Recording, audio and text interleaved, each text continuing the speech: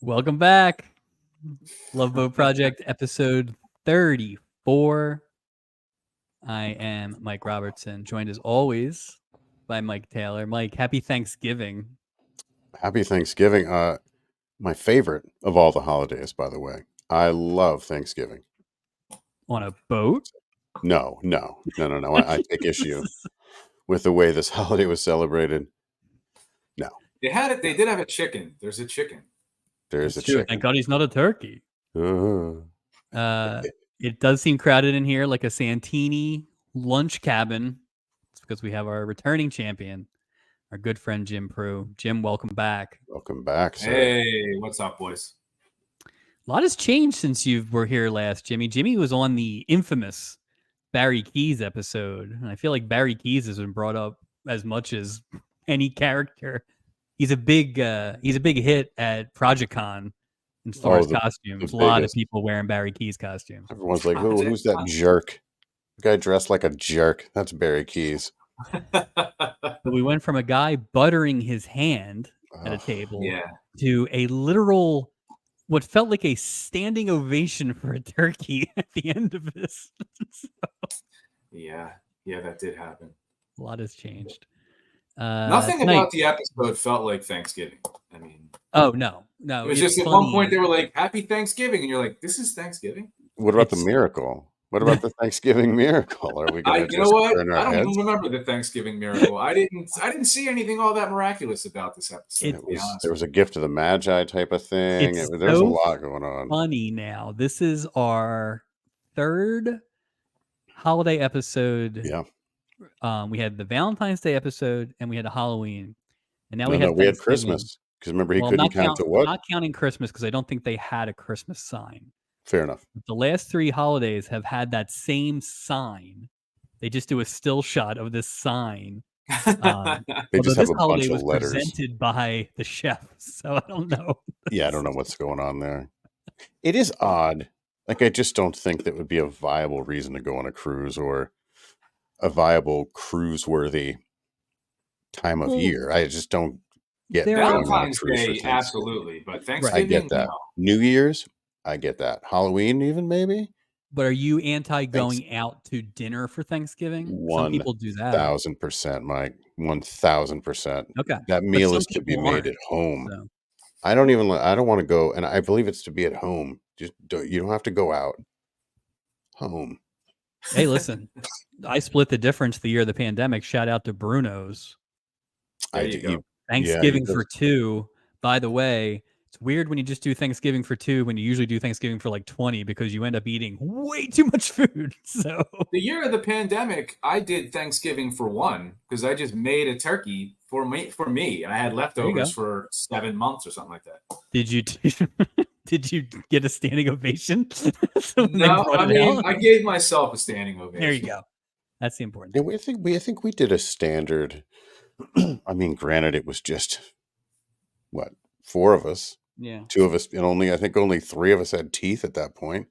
So there's a lot of turkey, a lot of tryptophan. That's what we need. We can't go anywhere. Now we're super drowsy. And obviously, needs to be taken care of. The Thanksgiving leftovers to yourself was pretty awesome. Oh yeah, 100. That's the problem. See, that's. I don't know about your Thanksgivings, but the stuffing's always gone at my family Thanksgiving.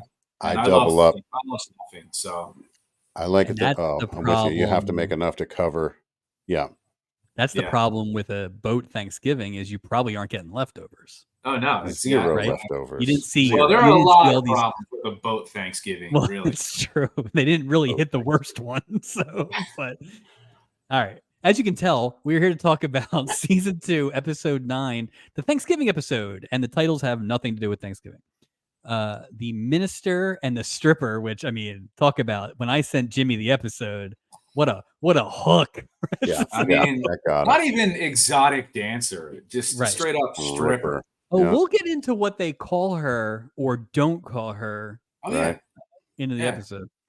Her own 2 feet and Tony's family. So we got pretty literal on 2 of them, and I'm still not quite sure what the 2 feet one meant, but synopsis. Well, I know what it meant. Synopsis.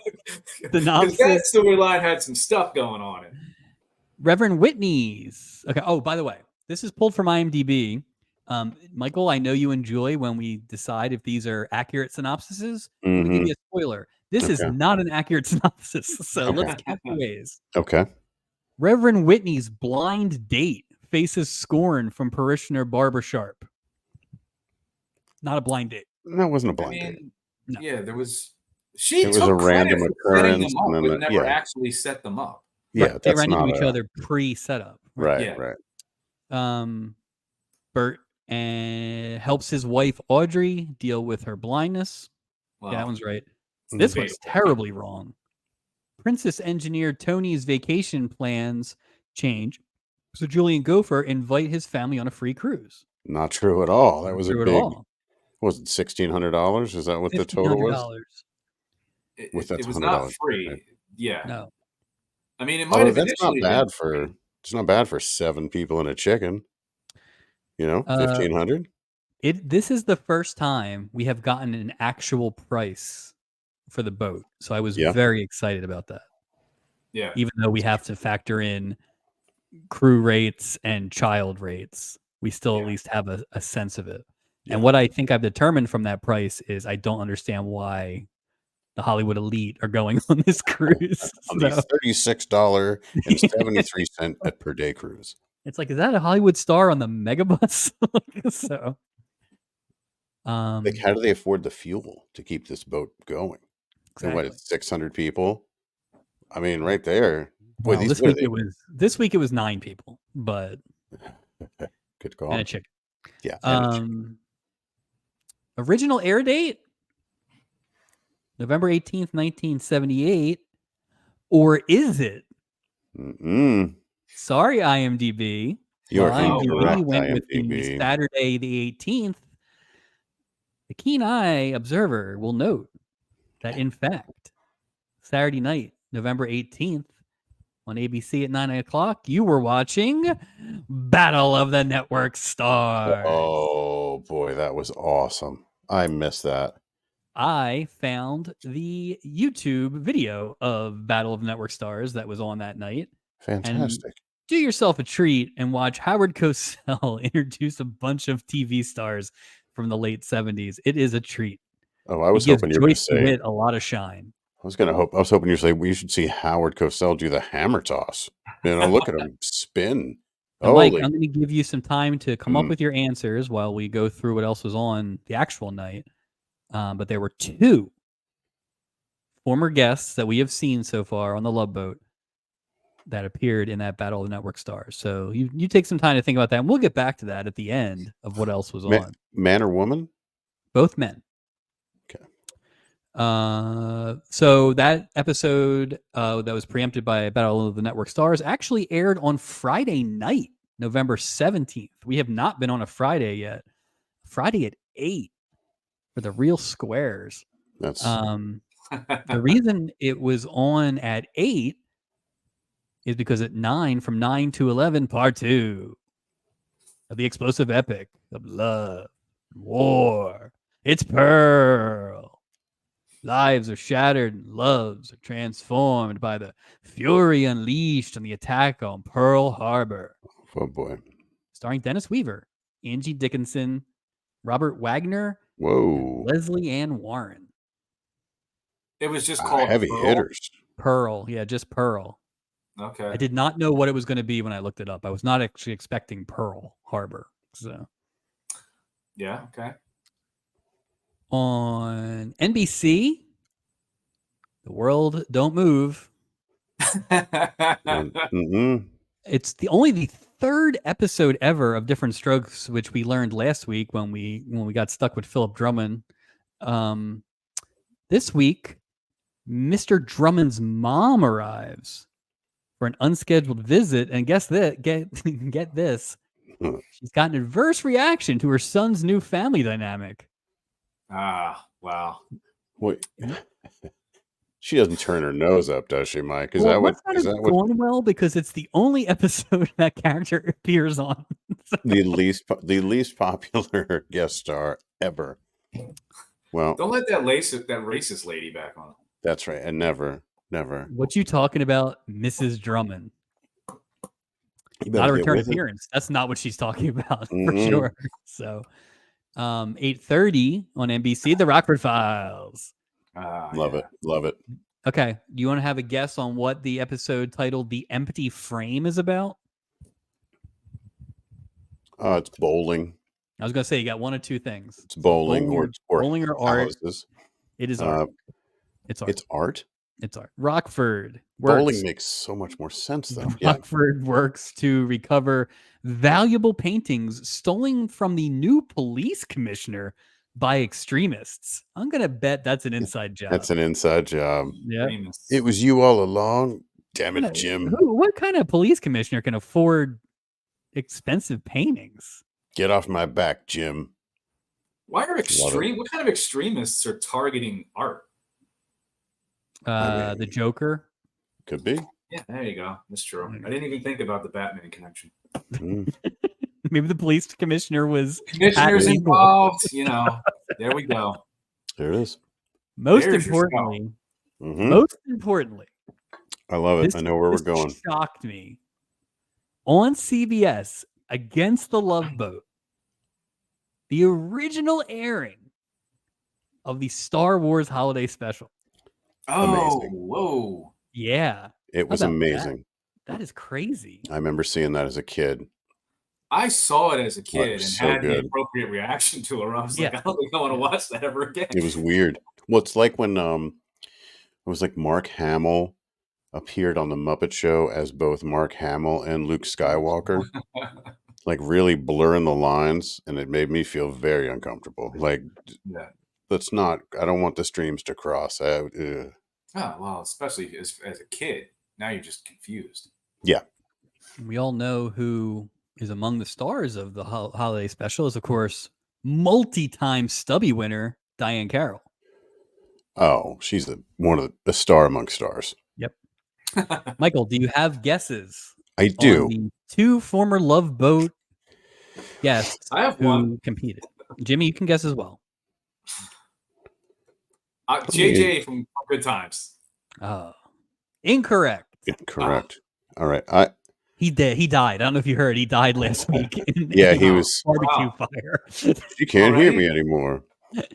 Barbecue fire in his throat from eating gasoline. That's still undetermined. Grant Goodeve, the singer of the Eight is Enough. Yeah. Are you going to give me both, or you want me to say yes or no on that? And then the other one, I don't know, but I know he's on TV a lot. I'm going to say Gary Collins. Okay, 0 for 2. Really? It's really going to crush you with the one. So if it's Barry Keys, spare me. Oh God, can you imagine him running around? Billy Crystal is one of them. As what? What was he doing? What athletic event? Baseball? Was he throwing a baseball? I didn't watch the whole thing. I watched the introduction so I could come up with this question. I don't know why it makes me mad that he Billy Crystal, Robin Williams, and David Letterman were all on this. All right.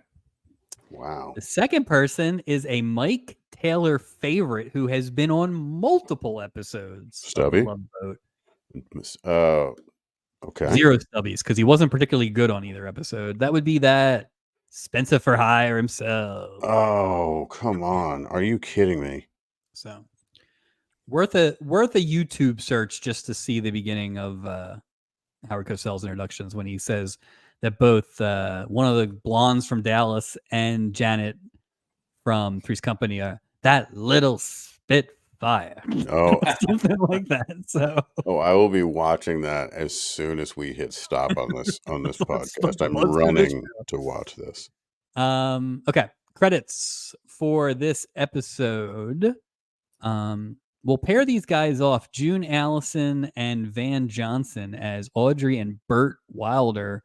So apparently these guys were a very commonly teamed couple in the 40s and 50s in old movies. Mm-hmm. And I think with all the dramatic kind of music cues and all that kind of stuff, especially going to commercials, it kind of felt like that's what they were going for. So I just want to say about June Allison, she was the spokesperson for Depends in 1984. Really? Yeah. I don't know that I knew Depends were that old. Yeah, I didn't either. Well, in 84. So I think she was like their first, Wow. whatever that might be. I hope she called. took to that quicker than she took to the cane. So Yeah, she was. Yeah, I don't get, but yeah, that was her thing. And then you said also the Van Johnson, and we're going to see him 2 more times, man. 2 more times on the boat. Yeah, there's a bunch of returning guests here, including. Well, we'll get to the. Well, let's get to him now. I know this is your guy because you love Mission Impossible. I do. Peter Graves as the Reverend Gerald Whitney. He'll be back in several episodes, including, Michael, the episode we're going to have to do from a boat. He's on the last episode. Oh, excellent. Excellent. So, yet another reason to be excited about the last episode. All right. Vivian Blaine played Barbara Sharp. Vivian Blaine was the lead female in Guys and Dolls with Brando and Sinatra. I thought her and her husband, Phil, were excellent.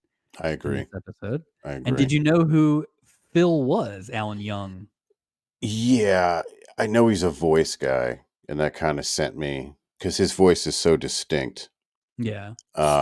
Scrooge McDuck, Mickey's Christmas Carol in 1983.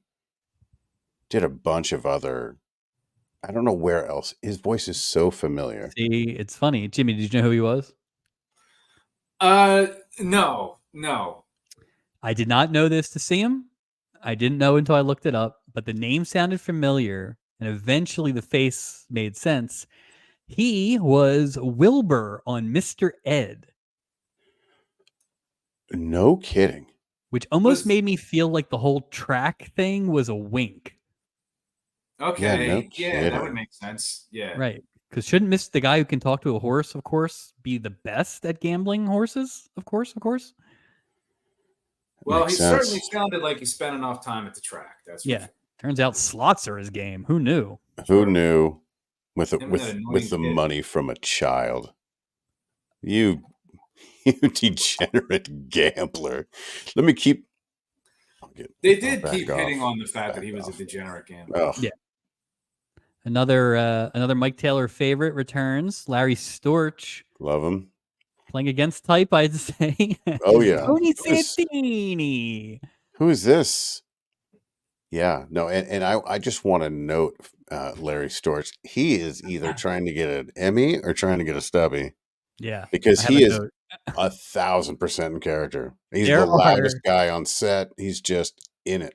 Love him. There are scenes where he is just going for it. Like he's going for like The Sopranos 20 years early. Like it's just. He's at the Globe Theater. He's just so exuberant. Sadly, this is it. Larry Storch would live to be 99 years old, but this would be it for the Love Boat. So 2 and done for the Storch. But he works on the Love Boat. That's true. He can never leave. He's indentured on the Love Boat. Yeah, exactly. Family just lives there now.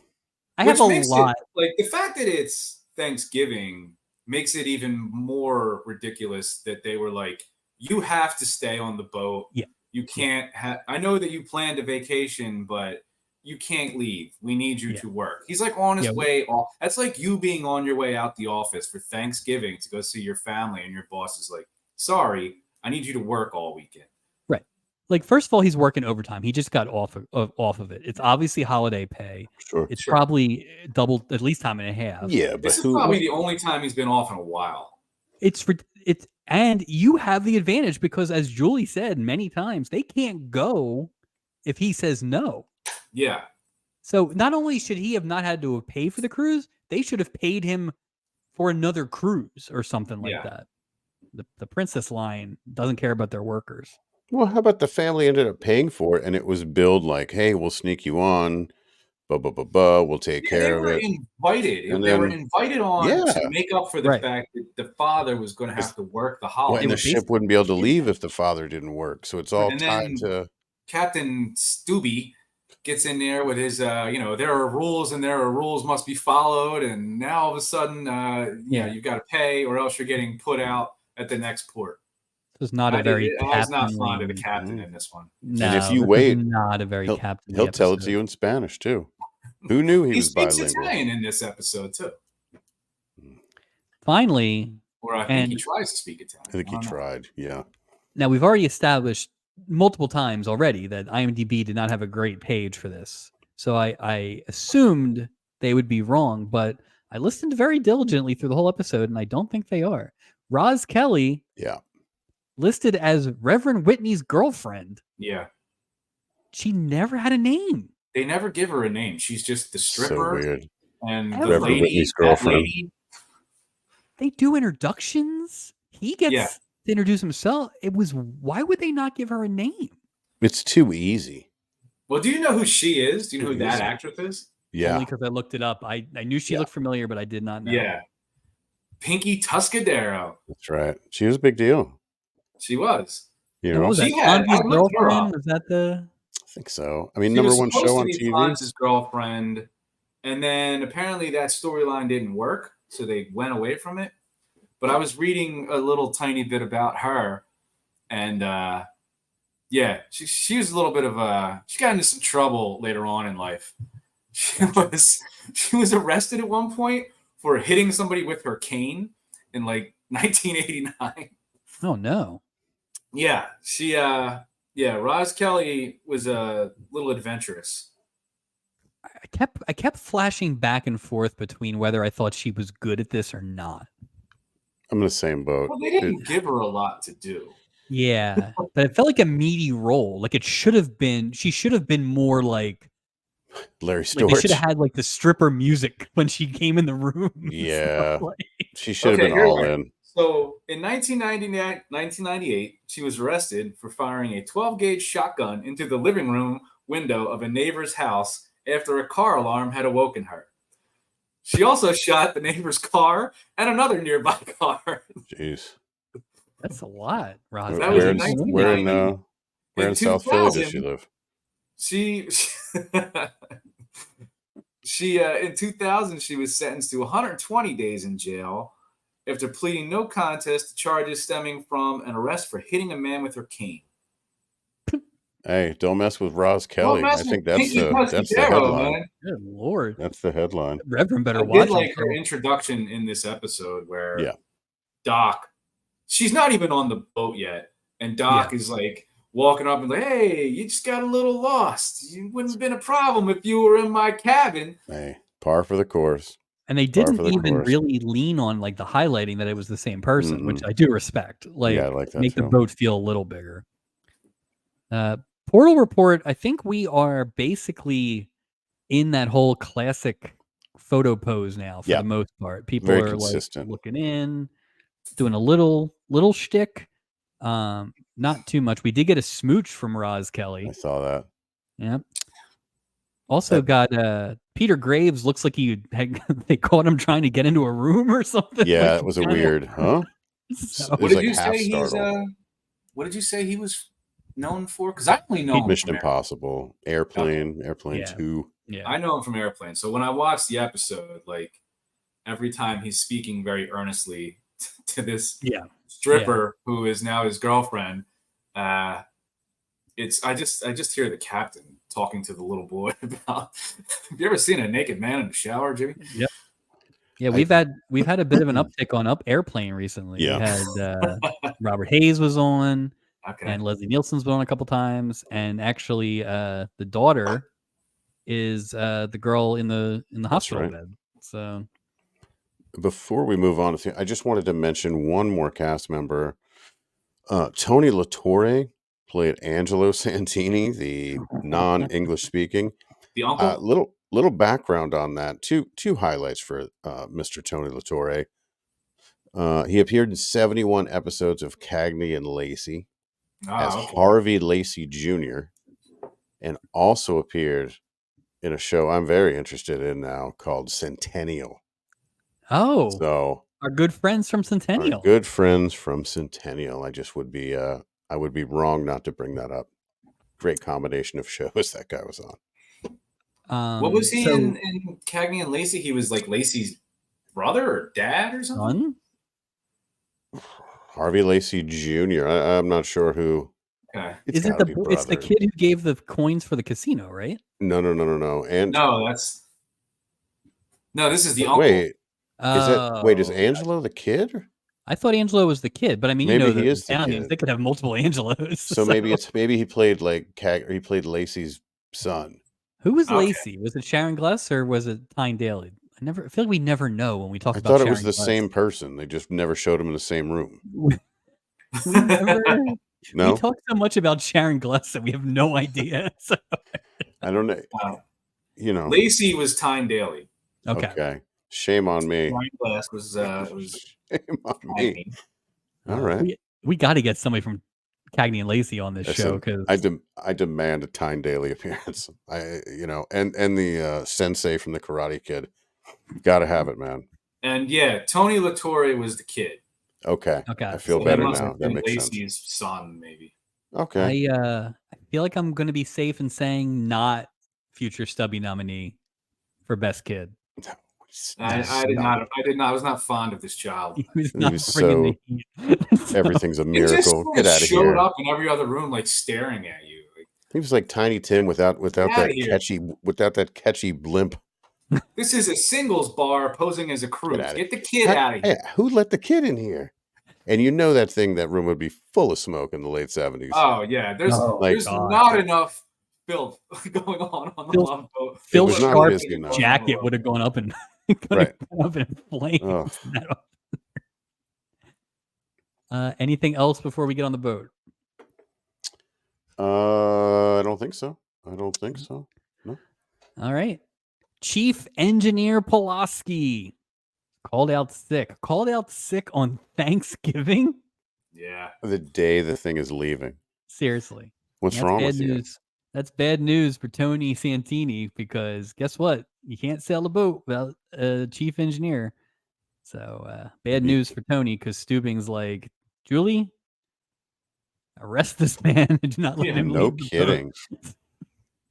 Never let him leave the boat. Oh, maybe the guy who was supposed to work got a bad case of, I don't know, turkey fever. Huh? He's got to get fired, right? Absolutely. You can't. The day you're leaving.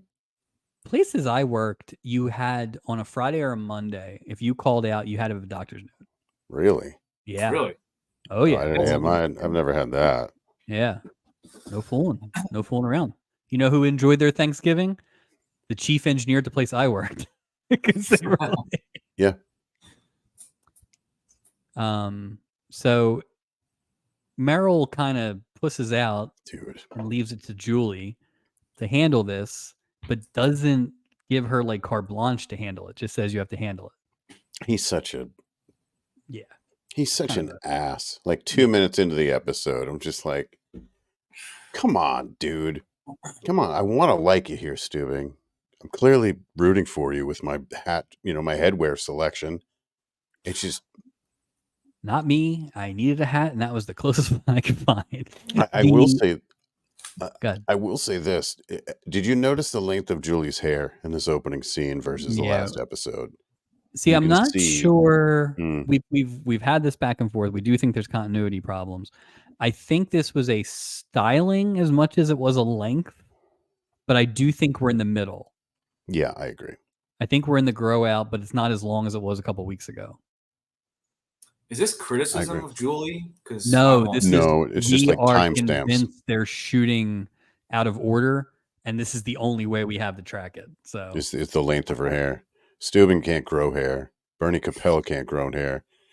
Gopher just has the same haircut as does Isaac every week. It's just they don't age. Their hair never moves. It's just odd. No one ages on the Love Boat. Well, I just wonder if we're going to get, is season 6 like the Stubing mustache season? Is something like that going to happen? I'd watch a Stubing mustache season. That'd be great. I mean, that'd be great. It's also interesting. We get an announcement that Meryl Stubing welcomes you to a Thanksgiving cruise. What? Yes. Why wouldn't it be in his voice? Like you going on a cruise. Wouldn't you think it would be, hello, I'm Captain blah, blah, welcome aboard, blah, blah, the host. Right? Bert and Audrey Wilder arrive on the boat, and Audrey seems a little jittery, especially when Bert just kind of leaves her Shoves her and on the walks boat. away. I have to go get gum now. Bye. Like, what? Where did you go? All right, we're on the boat. I'll see you. Yeah. Just stand here.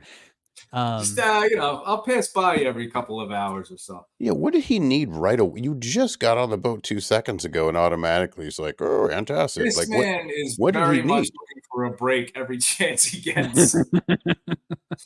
He was trying to double back and get off the boat. She sort of busted him. I mean, I kept waiting for him to do the tricks that they did to Stephanie Zimbalist, where he like closes the door and all that stuff. So, I but thought they might basically, do a skeet shooting bit because they love to, so Audrey's kind of standing in the hallway, left to herself, and she's playing blind as bug-eyed. Yeah. Which is of course how it works. Doc, meanwhile, as Jimmy said, is hitting on Roz Kelly, and as he backs away from a shoot down, who's he back into? But poor Audrey, who just gets all sorts of just. She got freaked out, man. She was just like, did. yeah. Reverend Whitney, just trying to get away from it all for a second, but who's he run into? His parishioner, Barbara Sharp, and her husband Phil. At what point do these coincidences get to the point where you can't go on this boat anymore? Like, the odds of a minister deciding to go on a cruise and bumping into the most annoying person in his entire parish or congregation, whatever it's called, they're pretty low. So he does not have good luck. I mean, he does, as we find out. He's very lucky, this minister. But he also probably could have wore a less conspicuous sports coat if he wanted to stay on the No kidding. No kidding. It was, I just didn't like the Barbara Sharp character at all. It's just so they annoying. made her very likable. Right, yeah. Oh, well, also, we play this game all the time. How old was she playing in this show? I would say in this, because 60? I consider her late 50s, early 60s, something like early that. 50s. It's hard because Peter Graves is not that old. Right. That's what's throwing me. Yeah. Because he's a silver-haired fox. It's not his fault. Right. But yeah, that's what's throwing me off. Work. So it's true. Yeah. None of these people seem to have a job, Nope. Except for the Santini guy, and who's not allowed to leave the boat. Well, it's not a very exclusive ship if it's $36.23 per night. It's ridiculous. You're going to travel cross country to spend it would cost you more in gas probably to get to the airport and park your car than it would to go on this thing per day. Yeah. It's just wild. All the context we've had about people taking this boat in all different walks of life to get the actual price, which, by the way, we did a little research here at the headquarters. $1,500 in today's money with inflation is $7,200. Wow. So it's like 6 times the amount, basically. Then that makes a little more sense. So in today's money, that makes me feel a lot better. Okay. Turns out that Tony's family is not just his wife and child, which is what Julian Gopher kind of thought, but in fact, it's the entire cast of My Blue Heaven who shows up. six strong and a chicken. Yeah. Those are not good numbers for Gopher and Julie. So. You know how those immigrant families are. There's just always so many of them, and there's always a chicken involved and a grandmother. I wonder how many eggs does one chicken lay a day? Like, I'm just saying, if you're going to feed all those people, you're going to need more than one egg. Like, what? how many eggs are in there? Like how I mean, did many? you see him You know whipping what, up Mike? You pasta got in me. a? I don't know how many eggs a I don't chicken either. lays on a regular basis. I just think you would need more than one chicken to accommodate all these people's breakfast, or they would just They have to made wait. a full Dude, Italian dinner with Yeah. in a cabin. They did you had see That what what, pasta. she a hot did? plate? Did you see her I don't even know slicing the where the pasta. garlic with a razor blade so it's so thin it Yeah. disintegrates in the sauce? Yeah. That's exactly what it was. It was, hey, way to be like sneaky, way to tiptoe around the cruise ship by making a garlic filled Yeah. tomato sauce dinner. Oh my god, that It's just what they do. Have sauce will travel. I'm surprised Captain Steubing didn't just gravitate to that room. Forget the Yeah. chicken. He loves, complex carbohydrates. He could smell that Well, bread. chicken parm in that Better whole be way. chicken parm. You just put cheese on it, I'll eat it as is.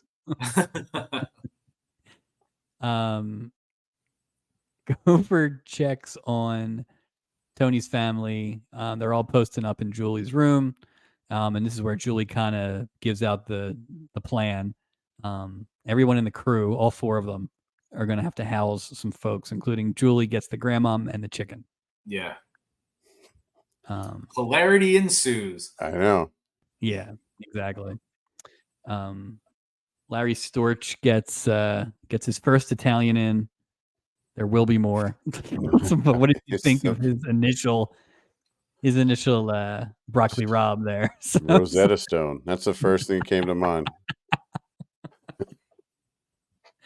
Oof. as someone who is both of Italian descent and has degenerative eyes, I was very insulted by this episode. So, Yeah, that was great. it really hit me where it Italian hurts. Larry Storch. Really, really amazing. He's nailing the guy who's at the end of his rope because of all these family members following him around. He looked very frustrated throughout the entire episode. He looked tired. But then every time, because I think later on that kind of explains Gopher's question, right? Like, how do you do it? And then he goes into a passionate pro-family thing. Because Yeah. you're right, he does seem very tired, as he should be. He's just worked an entire shift, and now he has to work again. Yeah, apparently, he has no days off. So yeah, and plus, you know what? I don't want my chief engineer eating a bunch of turkey. No, you just stay away. Well, how happy was he when that meal was made in Julie's room? That was pure joy right there. Oh, help yourself. Like, it was just, oh no. Olive Garden up in there. It was, that's funny. Never ending pasta bowls in Fiesta Deck 117. Far less revelry going on in the Wilder's cabin. Bert is unpacking. No, what's the name of the steward? No stewards this week? None. Not one to be found. We have a blind lady unpacking her bag. Meanwhile, Bob Crane was just... Where's Bob? Yeah, not available, I guess. That's the problem. You know, it's funny. Not only, obviously, what a great appearance, but at the same time, that role they never show anymore. Like, there's no one else in that role that Bob Crane was in on the crew. It'll be back. That's an easy one. But it's a good one to have a good guest star in. And this would have been a... Spoiler, I think I know the next one, and it's a much different take on it. So. Okay. All right.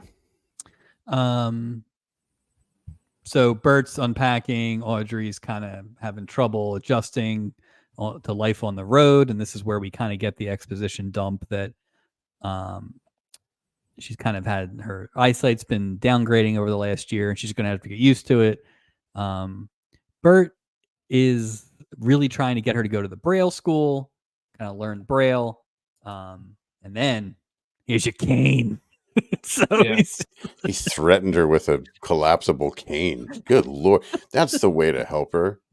Scare the crap out of her, intimidate her. Oh. This is also where we get the first bang to commercial with the dramatic music that felt like something from like a movie in 1949. So I have to say, a dark episode in some ways. I mean, oh yeah. Just I'm not sure it resolved itself in a happy way. No. I mean, the comedic, the whole the funny haha part of it was just supposed to be like this big Italian family, and you know, even that, as you said, it like gets serious at times because the dad looks overworked. He's going into this whole thing about his family, and he does it all for his family. It was not a lot of joy and love on this this cruise that we're going on here. No. You got this lady, she's going blind, doesn't want to admit it. Her husband is dutiful and there and trying to help her. And you know, you got the minister. The minister's just having a great time. I mean, yeah, I think the minister had the best time. That part of the storyline was not there for comedic effect, but it was like, okay, these people seem cool. Yeah. Was that the A storyline, do you think? I couldn't decide.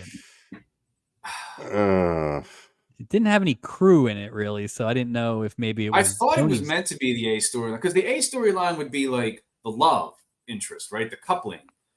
Isn't there like you're supposed to root for somebody to get together?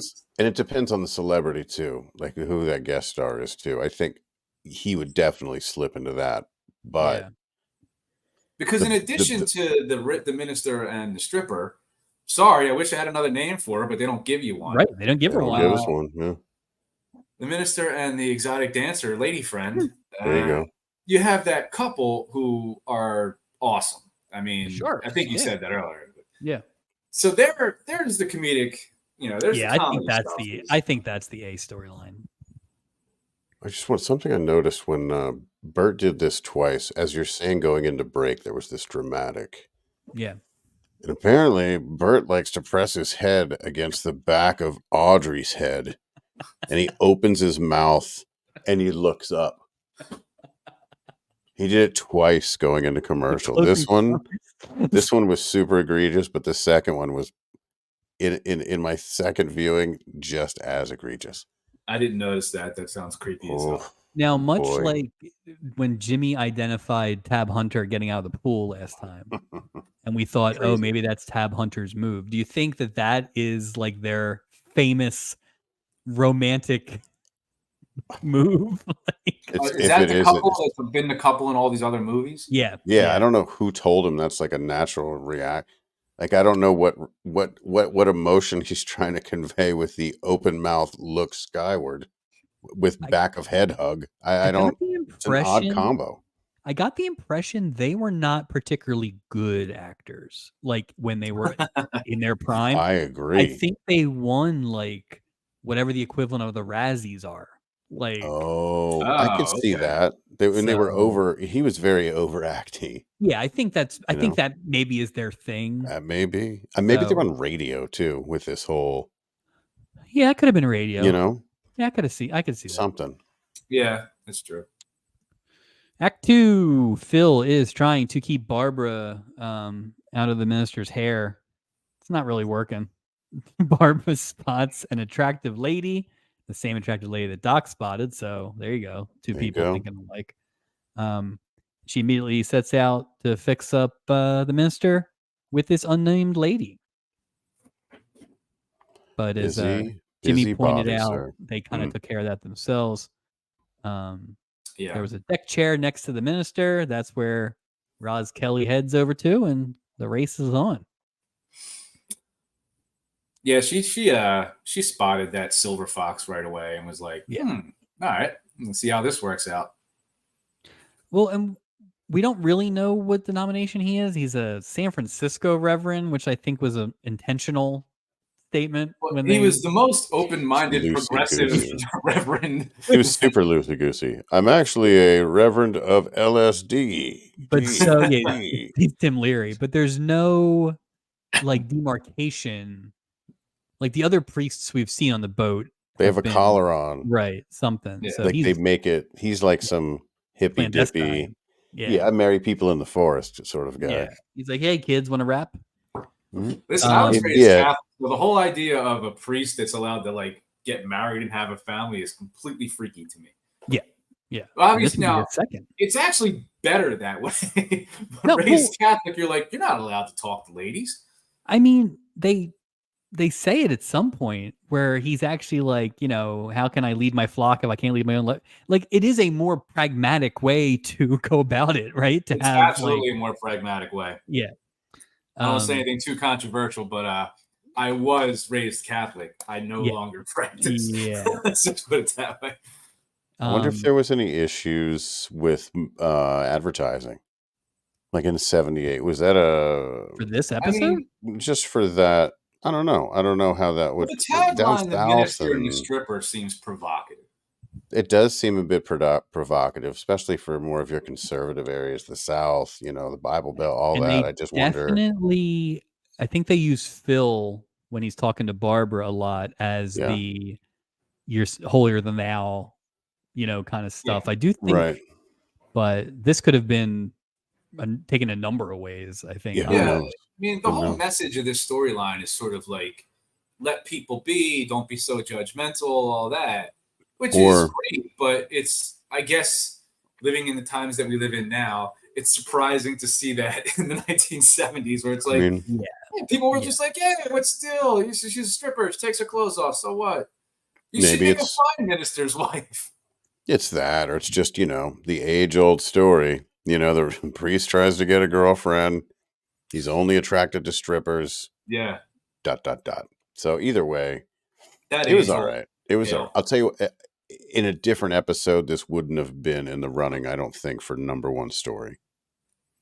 I think given the lack of weight in this episode, and the one that did have weight was just the acting was so bad, it just lost its... In a very good episode, it could be a second storyline. Absolutely. Very good episode. Yeah. Yes. Shout out to my boy Phil, who says sex will find a way. Yes. Good Lord. Speaking of that, Steubing runs into a couple members of Tony's family, which leads to some hilarity in terms of language. But the crew's pretty optimistic that their plan is working out. Yeah, I had a question about this. So I noticed this scene when it happened. You had the crew at the bar, right? And you had Julie. And it's something I've been kind of thinking about. Everyone else on this ship has a uniform, right? Julie's uniform is adorableness. That's her uniform. Yeah. I don't disagree. I'm just saying it's odd to me. I noticed the same thing. It's funny that she doesn't have a she's just rank or like... But I think she goes uniform at the beginning of the cruise and the end of the cruise. Yeah. And so I think she gets... I will be interested to see if we ever get, I guess maybe the daughter when she comes in, or if we get another female crew member that is not wearing a uniform or not. I know what you're saying. Introduce herself to the passengers and let them know, like, hey, I work here. Well, because I mean, if you're in the all bets are off. If you're in the Navy or the Army or whatever, everything's sort of the same. You don't have a... It's just interesting to me, like in that scene particularly, she was wearing jeans and I think she had a shirt on with like her name tag, and I'm like, how can she wear that? And everyone else has got to wear these whites. Military vessel. No, but I mean, because then I was like, all right, well, what's another example? And I'm like, well, Doc doesn't walk around with just like a doctor's coat on. Like he's wearing his... Well, Doc's always on duty though, right? Yeah, Doc's always got a pocket full of pills. Right. And we've seen Isaac out of uniform. Yeah, we have. Well, it's too hot even in November for him to wear all that suede. That's true. I digress. Back at dinner, Barbara is trying to eavesdrop. She actually just set up her table right behind Peter Graves. Yeah. This chases Phil away. He's like, nope, Budinsky. Like she gets over here. Excuse to go gambling for Phil. Exactly. Seriously. Exactly. All right, I'm gonna go hit the slots. See if there's a card game I can get into. Barbara gets to overhear all the exposition, and this is where Whitney explains that he's a minister in San Francisco. We already kind of talked about that.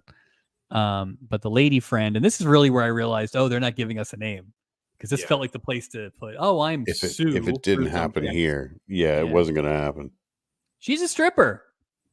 And this almost kills poor Barbara Sharp. So. It would have been how great poetic if that would have been. She just continued to choke on that drink and that ice or whatever she choked on. And that was the end of her.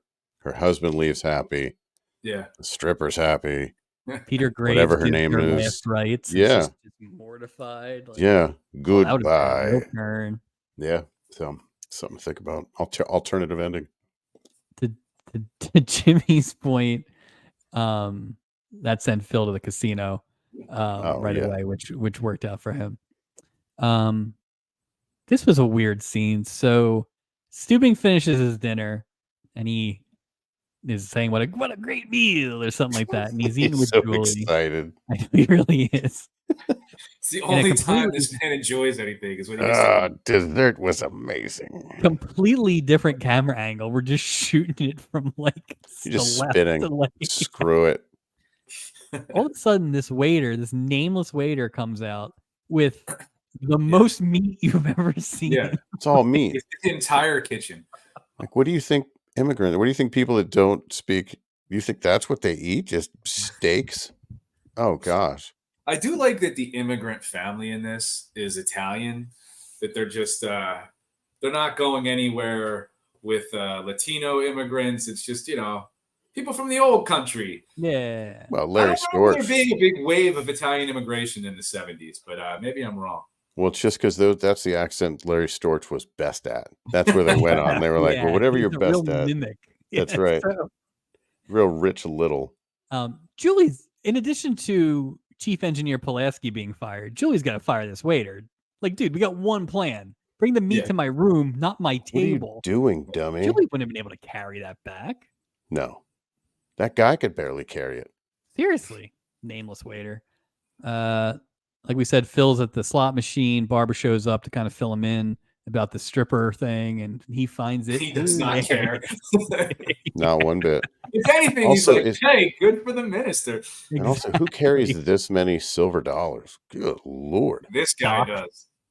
Him and got a whole pocket full. Just who walks around? You'd hear him coming a mile away. Here comes Phil. Oh, you know what it is? He goes to the Susan B. Anthony racetrack. So. Wait. That's fine. Write that down. Yeah, so after Barbara leaves, Tony's son Angelo walks over and just kind of stares like he's Audrey Wilder. He just kind of stares at the slot machine. He asks to try the machine. Phil's like, "Oh no, kids can't use this," which is Full House rules, I think. Mm-hmm. And also, Phil wasn't going to let anybody use that machine. So, well, plus, I'm surprised. Isn't the right thing for Phil to be like, "Hey, beat it"? Yeah, I can see hear that coming out. Hey, beat it. He's like, I don't even think you're supposed to be in here. Well, I think they were setting Phil up as a nice guy. Yeah, they were trying to. Yeah. Like, despite the fact he just got up in the middle of a meal and was like, "I'm out." I mean, he was doing it for the right reason. Silver dollars. I don't know. I wonder when the idea of like degenerate gambler became a thing. I don't know if it was a thing in the 70s. Like, I'm sure there were people who like had already had some sort of like, there was a temperance movement for alcohol and all these other things, but I don't know if they played with the gambling thing like it was totally normal, that he's at the track, he's gambling all the time. You got to think back then, gambling was so much less convenient in that sense. I mean, now you go to two places and gamble. It was like Atlantic City. I don't think Atlantic City was even up and running yet. I mean, you get bombarded now with. It's so easy. Early 80s, but maybe I'm wrong.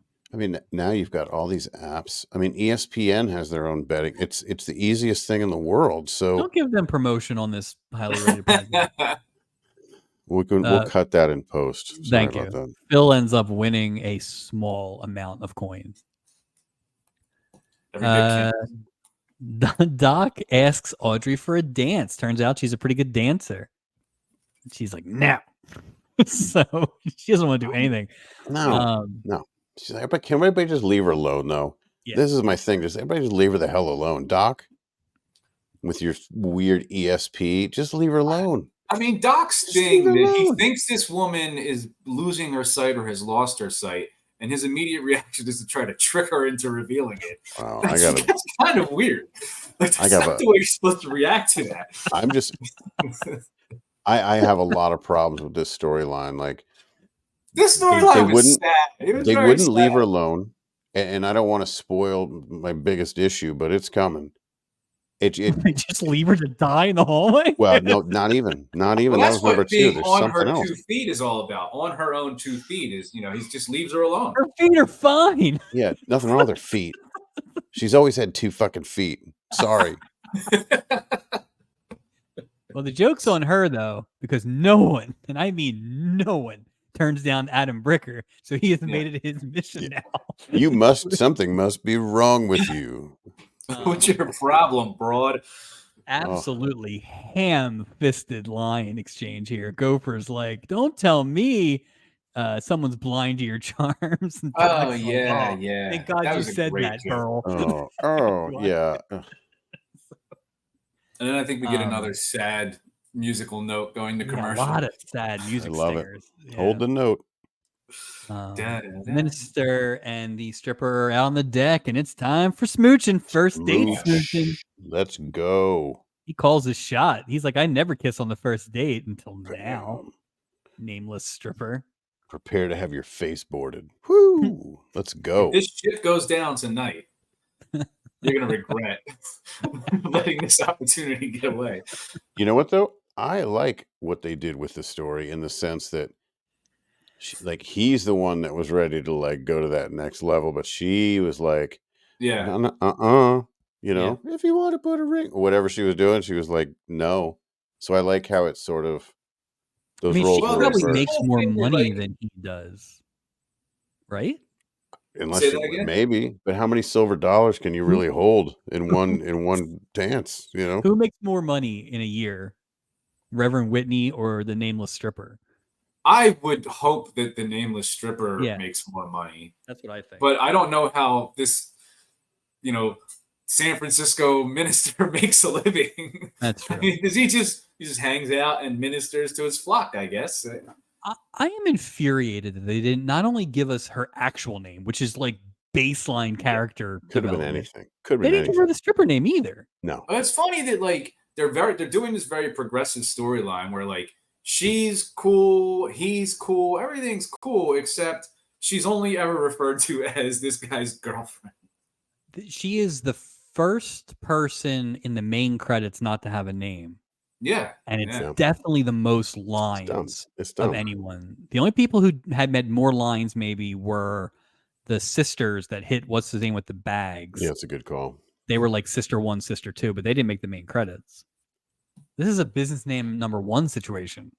Well, I got to tell you though, she didn't really have I don't think she played a convincing stripper character.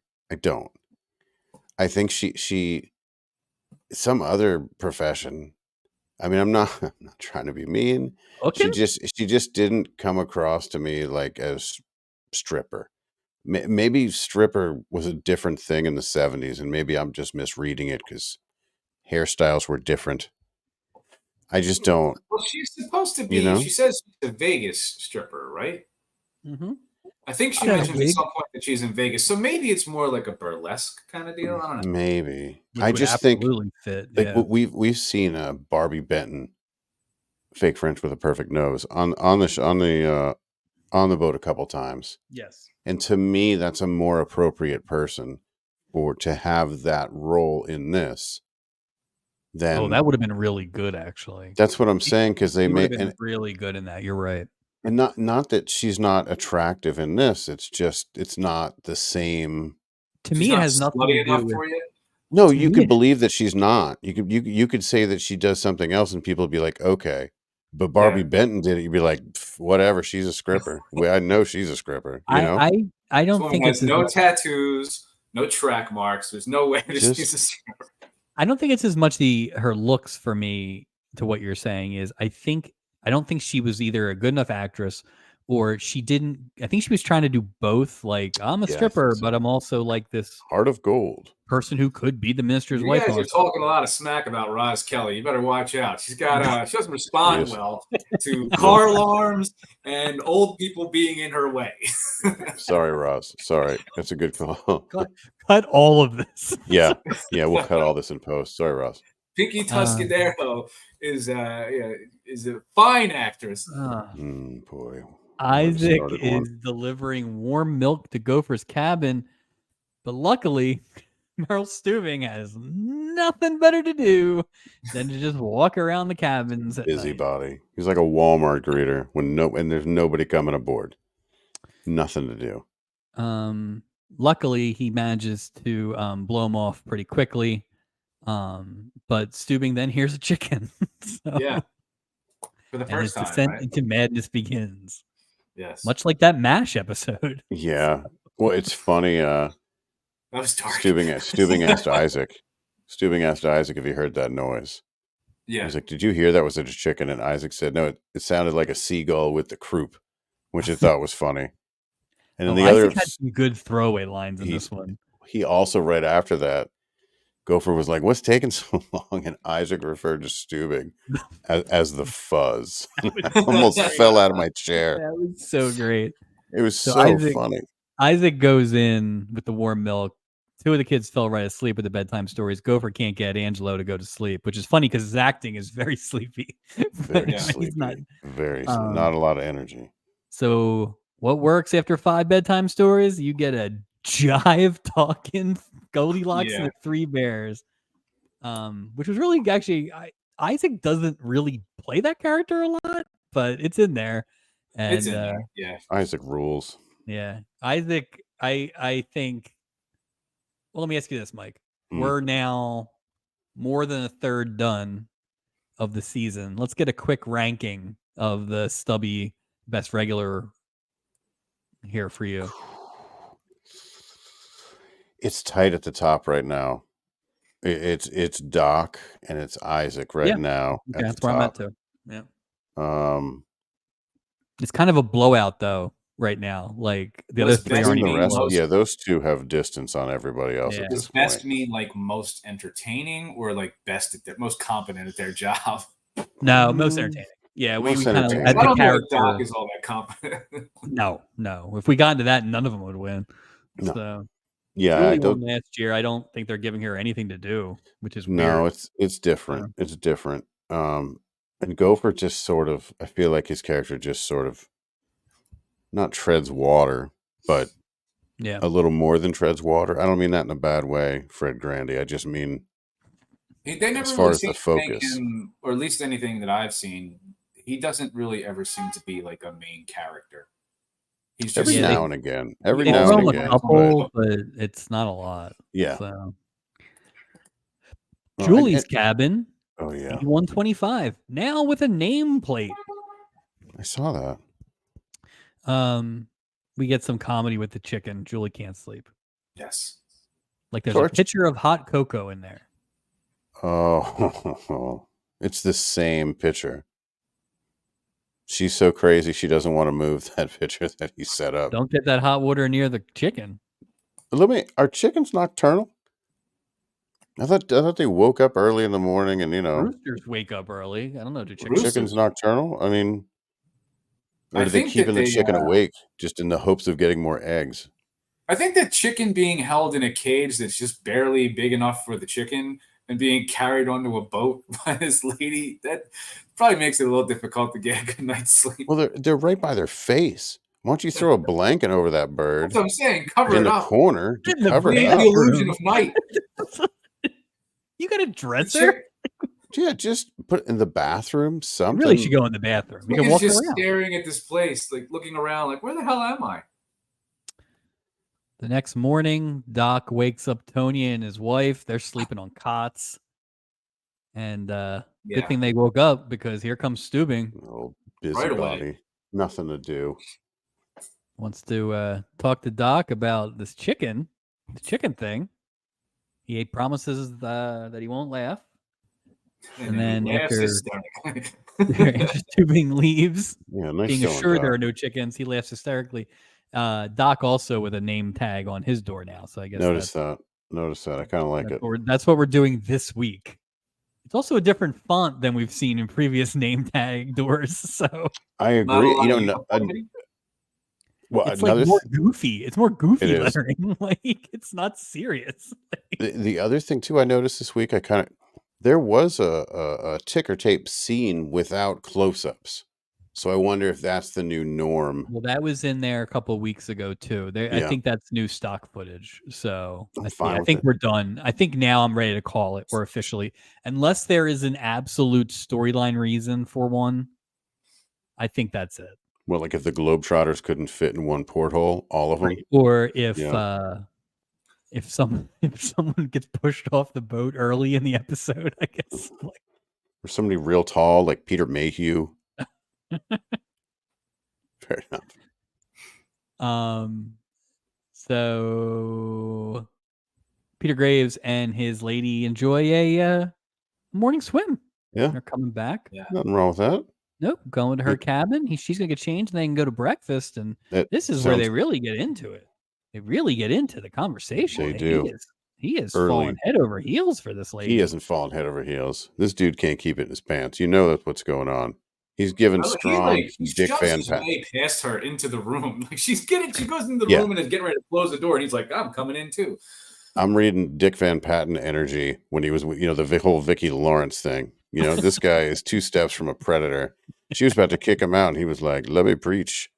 I will preach to you, and you can be exotic for me." That's it. He's not a minister, or he's like when your friend marries you.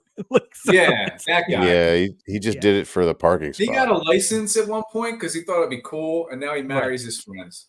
Yeah. Finally, she kicks him out because he's like, "I have to get dressed," and just because I'm always naked in front of people doesn't mean I have to be naked in front of you right now. Wouldn't that be great if you pulled out a 20 right in that spot and go, straight from the collection plate to your collection plate? Come on. Somebody's really shy. I mean, that would have been Peter freaking Graves. Come on. That would have been a twist. That would have been a twist. Hello. So she throws him out just to get, "I'll meet you on the deck." And as Peter Graves turns, who's in the hallway? The old Barbara busybody. Barbara Sharp. And Barbara Sharp's got plans. She is so offended by this whole arrangement that she's going to the board of trustees. She will get you. Tell them. That's right. And he's like, I was not even aware that whatever minister he is, there's a board of trustees involved somehow, which sounds like a big church. I don't know. Yeah, it is funny. It is like, that does sound more. I just assumed this was one of those like, "Hey man, churches." So we got a church down the road. It's called my apartment. I sort of equated it to like an HOA. Like she's going to notify them. Like, "Hey, your boy's tripping down here. He's hanging out with scrippers. God knows what else." Roz Kelly hears all of this because apparently when they were putting the nameplates on the doors, they really thinned out the wood because every door is incredibly hear-through now. So. Well, the door wasn't even closed all the way. On the Love Boat. It wasn't even closed all the way. Walls. Yeah. If you're leaving somebody who's getting dressed, right, you would close the door all the way. The door never closed all the way. She's just standing there inside of a cracked door like a dummy. Because he wasn't committing to not going back in. He didn't want the. He was about to invite him back in. Yeah, he didn't. He wasn't really totally into this. I'm going to have to leave now thing. Yeah, he's like, I went swimming with you. Come on. I'll tell you one thing. If these doors were on in episode 3, the cruise ship Casanova would have gotten caught a lot easier. That's right. He absolutely. They were like doors yelling into that door. It's crazy. And that was another weird commercial break. We got the sad Roz Kelly eavesdropping. Oh yeah, you got her sad. She thinks that she is ruining the minister's life by potentially getting wrapped up with him. Meanwhile, he's already ready to marry this woman. Yeah, he's like, whatever. Not give 2 craps about what Barbara Sharp thinks. He's like, Barbara Sharp, Barbara Smart. She's religion, in the church sometimes. I'm about to make out with her. I can preach. I only just met her husband this week. He's like, look at these lips. Look at these lips. Come on. Out on the deck, Bert not dressed for sunbathing. He's like wearing a full, like a little boy sailor outfit. The red socks. Oh, how dare you, sir? But they are basically shooting down each other's things. She's like, "You should go play shuffleboard," and he's like, "Well, you should go do this." And they're both like, "Nah." Why'd they come on this cruise? Why don't they just leave her alone? I think he was planning to throw her overboard. That was the plan. When he first gets her on the boat, he kind of gives her a little shove, and then, as you say, he walks away. I think his whole plan coming on was like, "I'm going to figure out a way out of this." Hey, let's go look at the view. Come on. Because he's already got it figured out that he's going to have to take care of him. So now it's like, all right, well, either she learns how to take care of herself or else I'm leaving her on the boat. See, there's your move. You just leave. Hey. Give her to the Santini family. Let them take care of her. They got chicken. What are they, come on. You can learn Braille and Sicilian. Yes. You take care of this kid that nobody ever seems to be watching. Bert. Or Bert. So basically, you and the kid can stare at people uncomfortably throughout the rest of your lives. Bert tells Audrey that he made an appointment for the beauty parlor. You used to go every week. Oh, yeah. Oh, remember when you used to take care of yourself? My girl. You used to make an effort. Yeah. Open mouth, look up, smash head on back of head. Doesn't mean I have to look at this. Oh. Everything has changed now. Well, he's like, I'm tired of the way you look. Speaking of vision, you are not one. Let's go to the beauty salon. Please. It's been years. Walks in it's been years. Looks at the beautician. He's like, I don't know. See what you can do with this. Just do something. It was like that Dumb and Dumber where the toenails are all crazy long. It was just a mess. This is the second blind we've had in 2 seasons. Yeah. Will we get the next blind one, or will we get a deaf one? I think they'll go blind again. Hasn't been a they'll deaf go blind again. There should be a deaf person at some point. I would think so. Well, we do have a disability coming next week, but we'll get into that at the end of the show. I don't like degenerative eye problems not disability, like they're just the friend you haven't made yet. The crew are all in bad shape thanks to Tony's family and all the sleeping arrangements. And they're like, ugh. And all of a sudden, what do they smell? Buca de Beppa. Oh, family style. Hey, there's an Olive Garden on this boat. Hey, where'd you get the raw tomatoes and garlic and onions? And where did you get the pot? Like the cooking equipment. Where did they steal it from? Last week, Julie's cabin was so small she couldn't hang a small clothesline comically between the door and the bathroom door. And now it's Bertucci's in there. Never-ending pasta bowls. So Tony's family is thanking them by making lunch. Isaac's like, I'm gonna go liberate a bottle of Chianti. When he opens the door to go, the chicken follows him. Dun, dun, dun. And so Angelo goes to follow the chicken. The classic tale. They should have threw that chicken in the. They should have threw that chicken in the pot, Mike. That's what I would have done. Enough of that damn chicken. This is also where Gopher's like, Tony, what the hell? How do you do this? And this is where he goes for the stubby. I get home and I see my family and I give them a bigger kiss on the cheek and then the other cheek and the pride of Tony Santini. Good Lord. I don't think he's going to get a stubby. He's a good man who was roped into this trip. This was supposed to be his weekend off. You know what? Jimmy makes a good argument. He actually might get a stubby because, as far as crew member, you, sir, have done a yeoman's work. No kidding.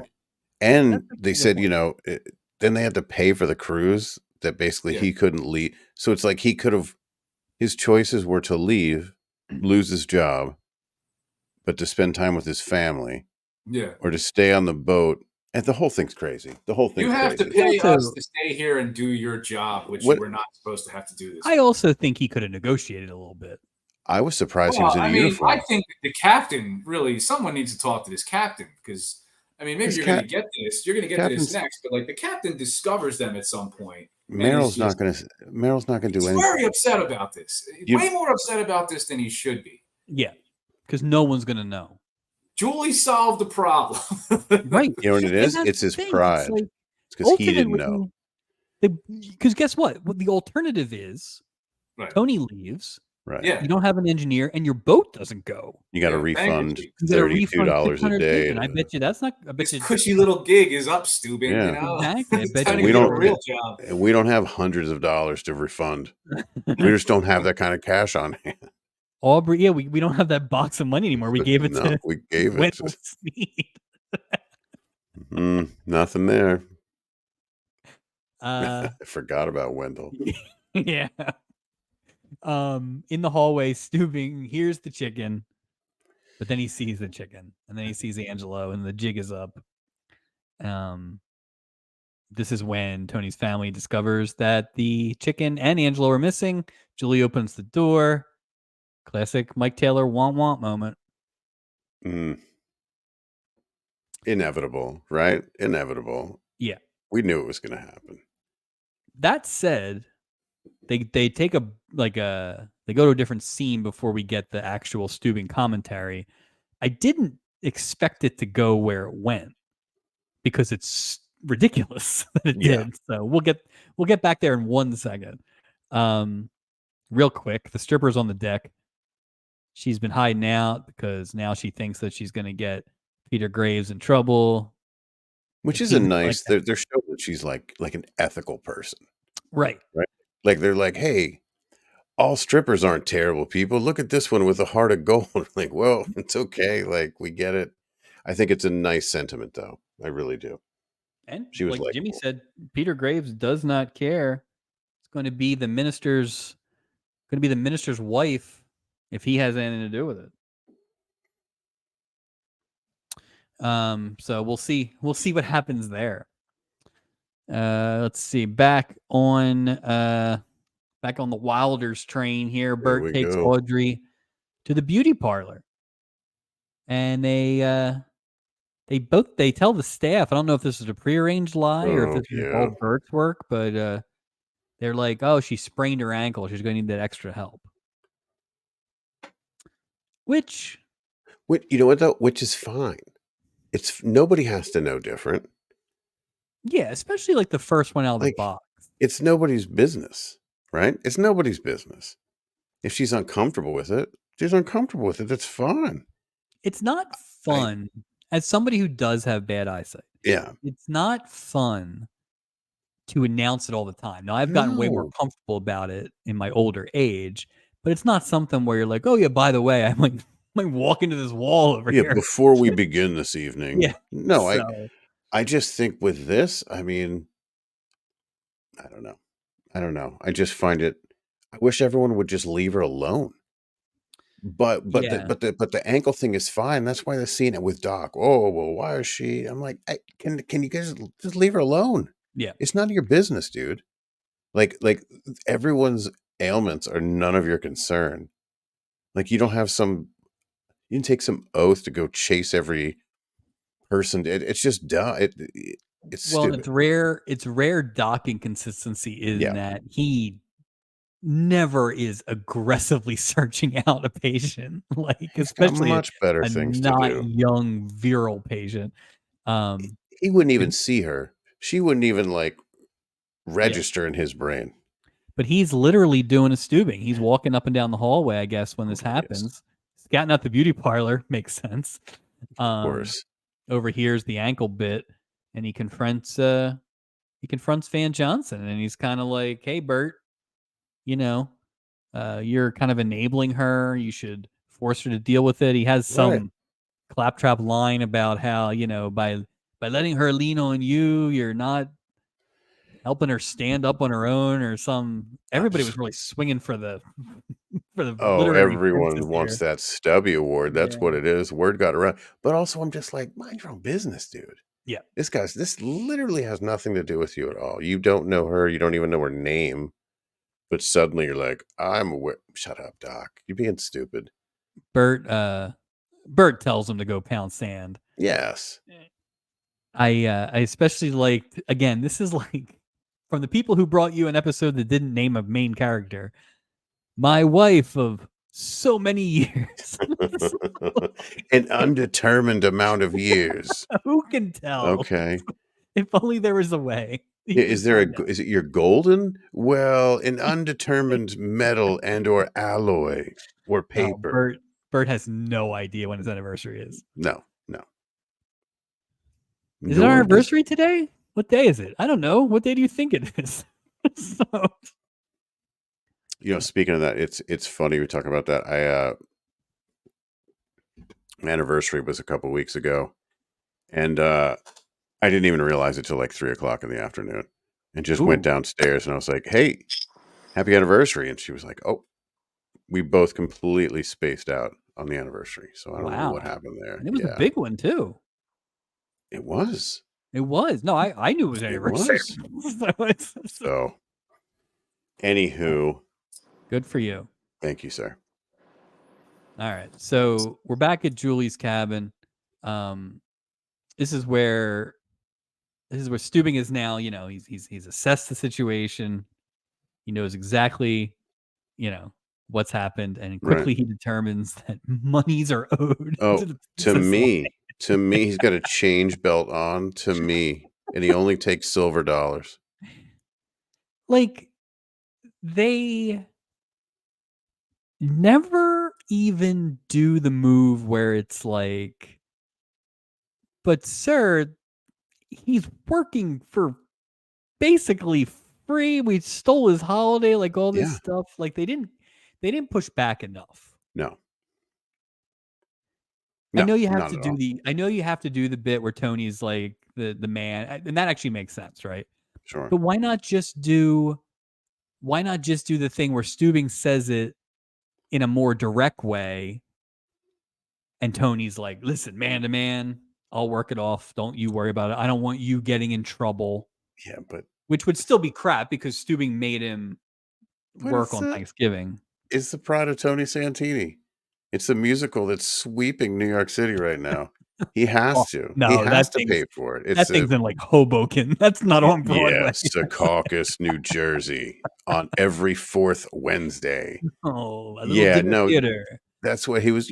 Tony Santini's he's a proud man, much like No, Plumber I get it. Poet. Anyone in this line of work, it's a tremendous amount of pride. Oh, this should have been the Return of the Plumber Poet. I would 100% with it. Way better. It had his whole family. Well, I wonder. Jane Curtin wasn't available. I just wonder what accent he would have been good at, because that was the I Larry just wanted to Storch be the Plumber decision Poet maker. again. Not even the actor. Just Oh, I'd bring the love to see character Plumber. back. I completely, just in passing. Yeah, just in the back. I would love to see it. So yeah, Steubing's like, give me $1,500. Didn't Everybody Steubing say it? offers. He's Everybody like, I'll offers to even pony pitch up, in, including Steubing. which made no sense. I'm like, No. why don't you just say, hey, give me 700 and I'll cover blah blah blah? But he's got a. Or just say, hey, don't worry about it. And if anybody says anything, we'll take care of it then. Because no rules, rules. So he's going to enforce the rule, but he's going to be the first one to, not one of the first, well, one of the first people to be like, hey, and I'll donate, and be like, Steubing, shut up, man. We'll donate Shut up. $8. $8. You should also give Julia like a thumbs up. Like, you got the boat on that water. There'd be a lot of leftover turkey you'd be chucking into the river. Hey, he said, you know what, though? It's on him. He said what he said and then just walked away. Left her with a crap sandwich to deal with. Yeah. Guess what? The crew's left. Sorry, Meryl. Why don't you have some of them stay in your 2-room suite and have, donuts delivered at 3 p.m. every day, Meryl? Living the life of, royalty at sea. Just saying. It's annoying.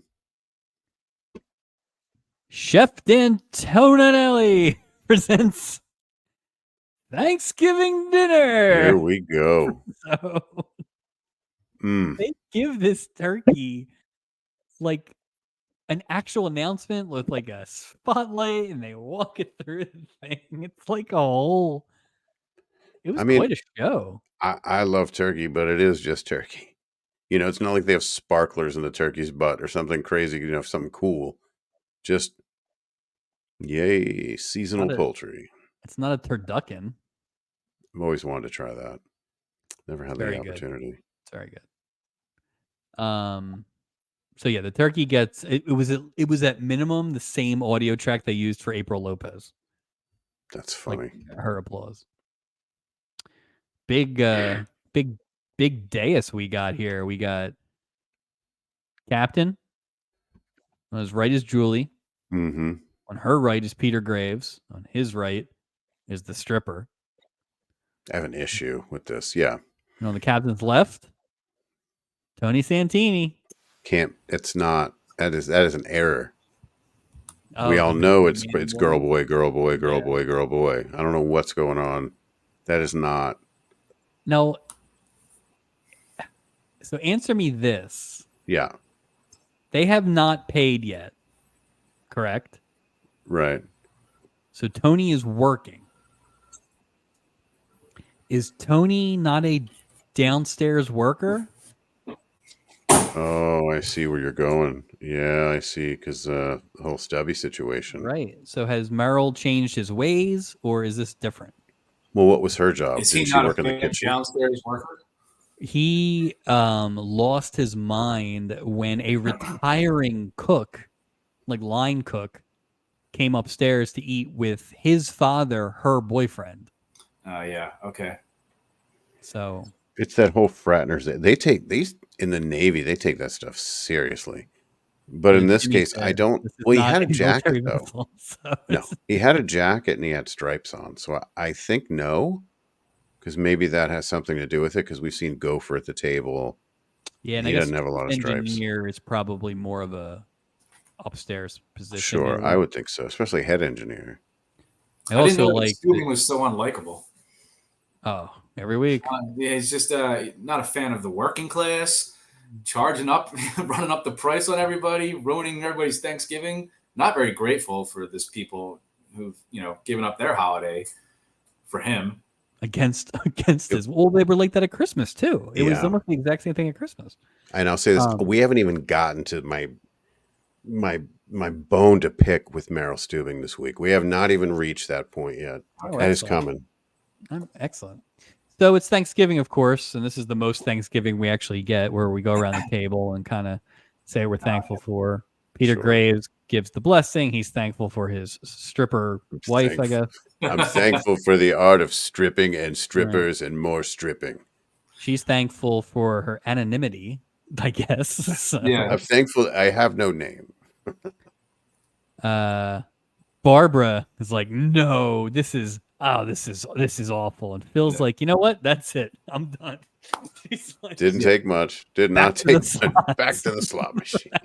Yeah. Any excuse to get away from this woman.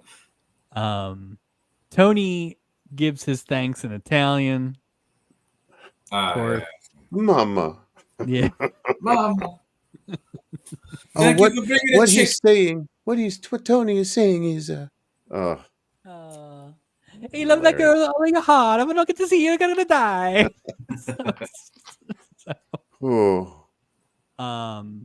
We go around here. Long story short, we get to Bert and Audrey's got nothing to be thankful for. Yeah, nothing.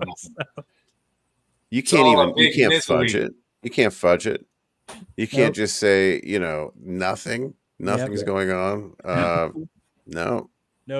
Bert's like, we gotta go. We gotta go now. Let me just get her out of here. Yeah. So back in the cabin, Audrey apologizes and she's like, I'm just not gonna come anymore. And Bert, intentionally or not, he kind of has taken Doc's advice. And he has ramped up his plan. So now 20 minutes ago, he's lying about ankle injuries, and now he's like, listen, you're blind. You're going to be blind. Yeah. You're going to use this cane. I'm going to get a drink. Yeah. Figure it out. It's the old smoke a carton method of curbing a new smoking habit. Just here, jump in the deep end and learn how to swim. Bye. I'll be at the bar. Try navigating this boat that you've never been on. What a harsh move, Bert. Again, this guy's plan was for this woman to not leave this boat with him. Well, let's say she goes the wrong way. There's probably more than one bar. I'm just saying, isn't the trick here for him to say it and you just wait outside the door, and then you go, see? But he's like, no. I'll be at one of the bars. He doesn't really want deck. her to find it. Yeah, don't know what floor. Could be anywhere. He's pushing her to make her give up. Tony and the missus are talking about how the hell are we going to pay for this stuff. Don't. And Angelo overhears, and he offers up that silver dollar that Doc gave him. Gift of the Magi, Mike. We're finally seeing an example of it. That's right. Angelo is like, well, Tony's like, no, listen, I'm not broke. I'm a man of pride. You spend that money on yourself or somebody who needs it more than us. That's right. And who needs it more? Degenerate gamblers. So. The guy who was walking away and then was like, oh, wait. This might be a lucky I got dollar. another coin now. Let me spend it immediately. He goes to return the coin to the child and then is like, you know what? Nah. Bird in the hand. May as well see how this goes. So basically, we have Phil telling Barbara that she's kind of become self-righteous, and she's using her religion as a shield for her judgment, and all that stuff. And she's like, you know what? Good point. Good for him. Yeah. No, I thought this was like, of all the conversations we've seen on this show where like things are resolved and it wasn't earned, that felt very earned. That felt like Phil had points. Barbara caught herself on it, and it got resolved. I think good for them. I'm with you. Yeah, good for them. But it gave you the impression that at one point they had a lot of fun. And now she's no fun anymore. So he's always off trying to find fun, and she's at the church and she's ruining everybody's good time. Or she's just bored. Decides like, no, you know what? I'm gonna start being fun again. Yeah. Let's go get some booze. I was surprised he took her back. I really thought it was gonna be like, I was waiting for this to be the episode with the divorce at the end of the show. Phil has a strong pimp hand though. Yeah, one of the strongest I've seen in the history of the show. Yep. But like I said, good for them. Yeah. And now that they've resolved everything, they're gonna head back, and Phil's got one coin left. Let me just get rid of this baby. Much like the ending of Ocean's 13. puts it in the machine. And here comes all the money. Angelo had given him his Doc dollar. And that, in fact, is the one that is the big jackpot winner. Like a comical amount of coins come out. Yeah. Like, oh, sweet. You won $7.15. This is awesome. That's always a scene whenever there's a slot machine. There's going to be a big payout, and there's going to be somebody scrambling for a bucket to catch all these coins. And you're looking at it and thinking, this can't be a lot of money. I don't know how much money this is, but it's just a bunch of change. Yeah. If you took the time to take all that change out and you put it in a bag, which I don't know where they got that bag from, and then you go to present it to give somebody else, I feel like it's sort of a D move to dump them out again. On the more, they're loose again. They're everywhere. Like, no, I want to count them. Can you just hand me the bag? It'd be great if all that and it's like, oh, I can pay for the cruise now and everything, and they get to the register and Gopher's like, you owe us $800. Yeah, you're just a bit short. Family members. Well, the way that they're being upcharged for this trip that they were forced to go on, they should pay in nothing but change. They should just show up and dump a bunch of pennies out. Or they just pay in tomato sauce. Yeah. Here, I'll cut my skin off for you. Is that enough? So, obviously now that there's money to be had by the Santinis, the kid is paid for it. Bam. And everything is great. The Thanksgiving cruise can now be paid for. The Princess line will not be short $1. Thank you. Don't you worry. We'll be back next week. No one has violated the rules of stowawayism. Here it comes, Mike. I know it's coming, and this is the single most irritating moment, maybe in the history of Captain Stubing on this ship. Maybe in the history of Captain Stubing. In my opinion, yeah. Oh, now I'm nervous to see if I'm in the right spot. So, I got Phil gives Angelo the money. Yep. Angelo pays it off. And we go to Act 5. Did we talk about Oh, I missed. Yeah, Audrey. Sorry. Yeah, I missed it. Sorry. So Doc and Bert are kind of apologizing for each other's behavior earlier, and then Gopher Doc is like, hey, maybe you should stay around here. And Audrey has covered in tree branches and dirt has made it to the lounge. Bleeding profusely from her arms. Limping, one sleeve ripped, but she's all messed up. Her hair looks is this the same woman who just left the salon? I don't know what happened. So Gopher and Steubing kind of offer to dance with Audrey, and Steubing, I guess, I imagine this is where you have a problem with Steubing. Huge problem. Are you kidding me?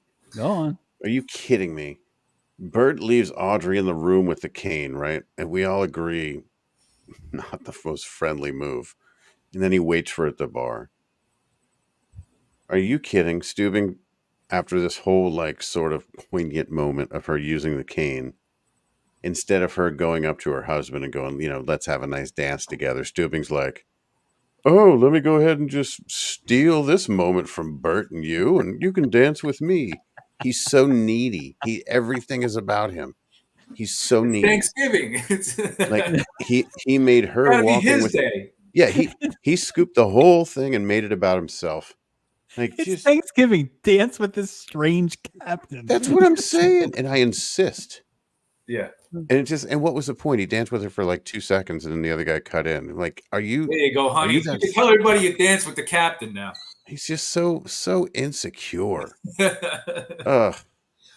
you get back home, you tell him what a great time the captain showed. Yeah, I'm quite the dancer. Let me show you a big book of shipwrecks too. It's ridiculous. You bring your $273.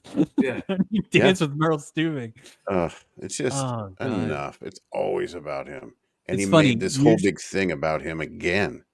Usually, I can pick out your Steubing stuff. I didn't see that one coming. That was a good one. You're right. You're not wrong. I did in the moment when I was watching it. I did think it was weird that like there is this scene where she does it.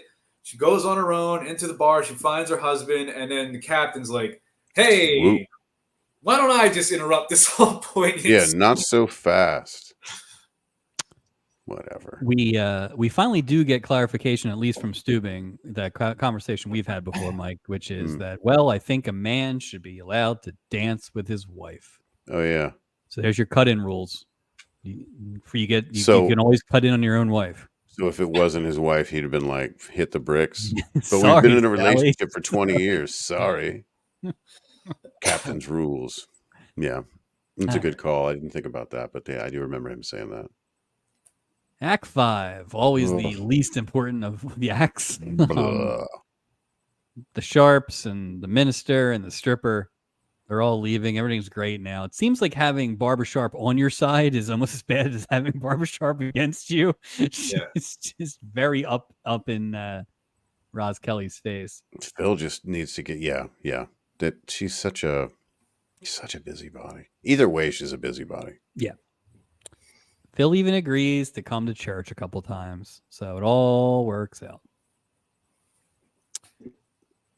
Speaking of working out, Bert and Audrey, they're leaving, and what do you have planned? Well, Audrey's going to start teaching blind kids how to dance at the Braille Institute. That's right. Yeah. Very nice. Very nice. I will say this as someone who has given and received some of these, a very realistic handshake from Julie to Audrey there.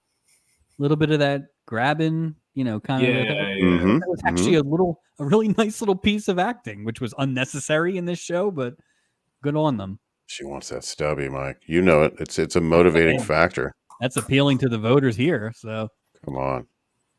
Angelo pays the bills. Gopher had to give him like a receipt. Yeah. So dumb. Cha-ching, cha-ching, cha-ching, cha-ching. So at least we know something's in the safe now. Does Tony get paid? Like, he gets paid, though, right? So $1 a year, apparently. He's getting paid a very small amount of money. That's a terrible amount for Tony. But yeah, the whole Tony's family's leaving.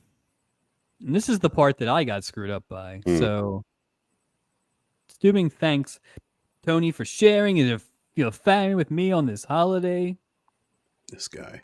Tony's like, thank you, Captain Steubing. Yep. Yeah. For what? For what? For what? By Yeah. being a stiffly Stifferson and like not letting us. He pretty much held him up for their money. I mean, I had to throughout the eat- episode, he is the put upon dad who's like really trying to extol, That's this right. virtuous advice to everybody around him about how, what a great thing it is to go home to your family and, yeah, you got that money, you should give that to somebody else. I don't need Someone it. who I'll really work needs hard. it. Yeah, like a principled man. The entire time he's just being screwed. He's just being forced to work on his holiday to take his family along in what he thinks is like a free trip in exchange for him working the holiday.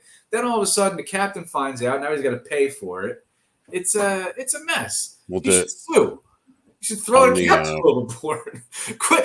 That's why he never came back. Tony finally wised up after this, and that was his last day. He was like, "All right, Captain, you know what? It's been a great time. Thank you for the life lesson." Well, they have the my resume and get off this gig.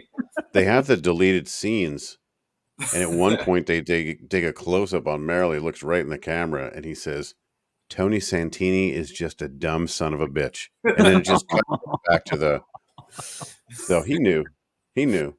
Well, you know what it is too. It's like, I think we've worked at places where this happens, where a boss gets a bigger bonus if he spends less, on salaries. Yeah. So he's probably going to get a nice big fat. This is the end of the year too. Absolutely. Absolutely. He told Nobody Prouix in this to crew call is out. being paid what they deserve. That. I think we already know that. Oh, I agree. They're all being asked to do entirely too much, and now we know that their vacations are merely implied. It's not necessarily real. You're still gonna be here. Yeah, you'll still be here. You'll be in the same clothes. Isn't life great? It's like a cult on that boat. Who's paying for the reservations, the bookings that were not used? Like, I don't. What about that mountain resort? Yeah, I don't know. It's a great question. Also, were they dressed? So they packed for a mountain trip and they ended up on a cruise ship? Well, you always have your chicken around. You always keep the chicken with you, and that's really all you need is the chicken. Yeah, they weren't. I mean, if they only packed ingredients for sauce and pasta, sure, they were ready to go to the mountains. Pasta and a chicken. And individual burners, like I don't. Yeah, I guess they were ready. Pots and pans they just always bring around with them. We're gonna make a big. Yeah.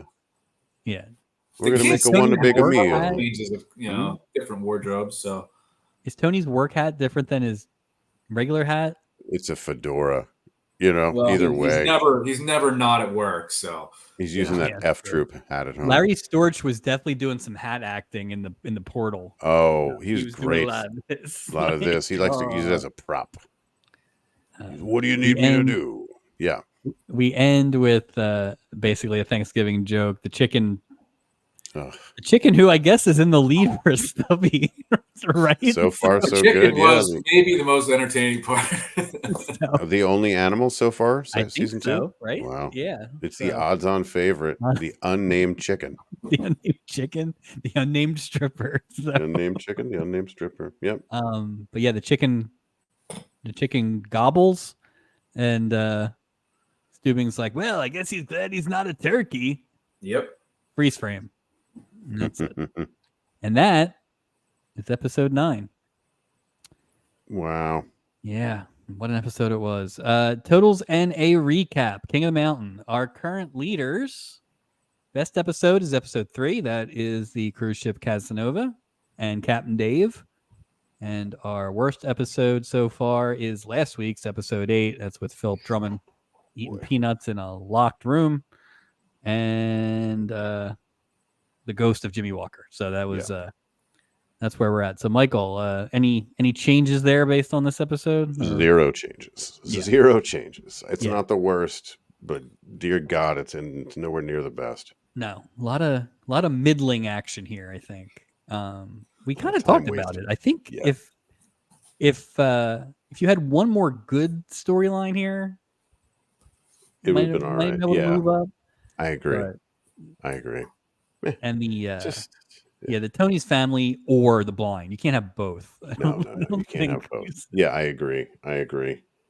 Jimmy, I would say this. I would love to see without the woman, the vision. Imagine if the Jimmy Walker was there, I think it would have made it for a really strong episode. But So you're I don't know saying if like you the want to. family becomes the more heartfelt one, That's and you it. have like a straight up kind of goofy. Exactly. Yeah, I can see that. I think that would be a strong That one. makes more But sense.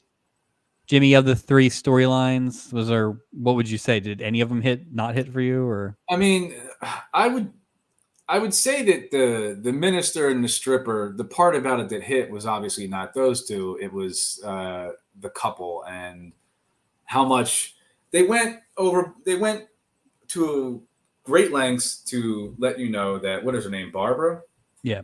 Yeah, that Barbara is a bitch. She's just a nice person. And who's it? Bert? Is that the husband? What's the husband's name? No, Phil. Phil. Sharp. Phil was obviously has a gambling problem and has been trying to get away from her for quite some time now. And this episode, they all leave happy, but I don't feel like they're all going to be happy for very much longer. This is nothing about that. Nothing about any of those people is going to work out well, because Roz is going to get back to wherever this commune this minister runs. And like, look, we got to get away from these people, especially her. So let's go to Vegas, and you can start a new ministry there, and I can get back into my true line of profession, since I don't have a name. Which seems important. Yeah. like, please welcome to the stage. A girl. A pair of legs. Captain of the week, Mike. Captain of the week. Just based on effort is where I'm going this week, and based on effort, I have to go with Larry Storch for his prideful speeches and soliloquies as Tony Santini. No choice. We gave Storch the captain. I think so. I think I love Larry Storch. Jimmy. I mean, Tony's the only choice here. It's the working man getting screwed over by the captain and whichever shadow corporation owns this company, this unit where they don't let people celebrate Thanksgiving with their holidays. Yeah. I am gonna go with Mr. Phil Sharp. Excellent gambler. He won twice. Fair enough. Fair enough. Strong convictions. Quick to threaten divorce to get what he wants. And snappy dresser. I think he ended up winning the day. If he heard this, he would love that. Like every one of those points you hit, he'd be like, nailed it, nailed it, nailed it. Right. So we're not giving an award to the guy that left his blind wife to fend for herself on the boat. Not this award. Just want to make sure we're all in agreement on that. At the end of the day, they were dancing on the dance floor. All's well that ends well, sort of. Walk the plank. Worst of the week, Jimmy. The kid. Get the kid off the boat. No kids on the boat. Oh, not even the boat? Get out of the casino. Get off the boat. Yeah, we got dinghies or life rafts or something on this thing. Just put them in there, give them the chicken, point them towards the shore. If you're going to have a kid be that unemotional and unemotive, there's nothing. And he's Italian, right? Just have it where he can't speak sing English or something. He's got to sing. Exactly. So you don't have to say a word. Right. Yeah. Or he's a mute. Or it's Tiny Tim, but for Thanksgiving. Mike. Minus that pesky. You could give him a little organ grinder and a monkey. Sometimes this fruit is pretty low hanging, but it is deserved. From the beginning of the episode, Steubing just pawned off his responsibilities on Julie to fix this, to fix that. He's just a stiffly Stifferson when it came to paying for things. Yet he volunteered to pay. He stole that guy's moment with his wife. He just stinks, man. He just stinks. Yeah.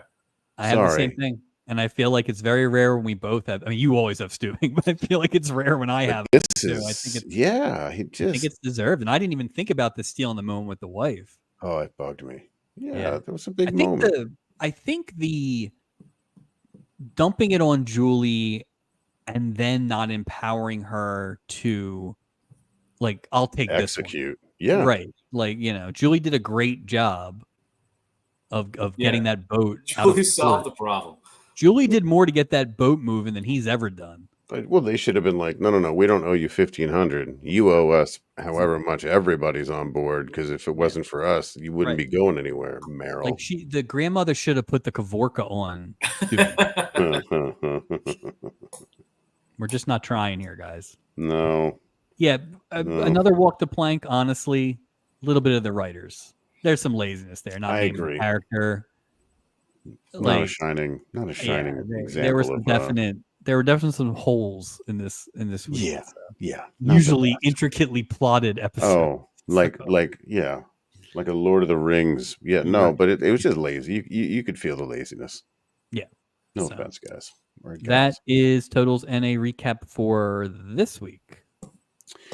Let me go ahead and check the old mailbag real quick and see what we have any. Just check. We have email. Excellent. Message. I'll just read the message. I love your Love Boat podcast. I'm still catching up on all the episodes, but every episode so far has me laughing my head off. I was at an antique shop and I bought a vintage Love Boat coffee mug. Keep up the wonderful work. Cheers, Helen. Thanks, Helen. Appreciate Helen. the feedback. And it got me thinking too. I wonder if what kind of merch they had in late 70s for the Love Boat. It all Probably had not lead. action figures. A lot of lead. Just everything had lead in it. Lead ashtrays, Coke mirrors. Sure. Yeah. They had you could get an action figure, right, for those five? Or a color form? I would think. Or even do they make a Funko Pop? Shrinky Dink? You get a picture frame that's just a portal. Oh, that's good. Or a mirror that's the portal. That's the portal. That's actually that one. Which could also be a Coke mirror. So you can put it on the side of the mug, so you're looking at yourself while you're drinking. That should be in our merch store. I like that one. You can get the Audrey Wilder cane in our merch store. Yeah. 1 of 6. Yeah. Anything to plug, sir? Yeah. Absolutely hammered on the Hidden Season Patreon. We're into September.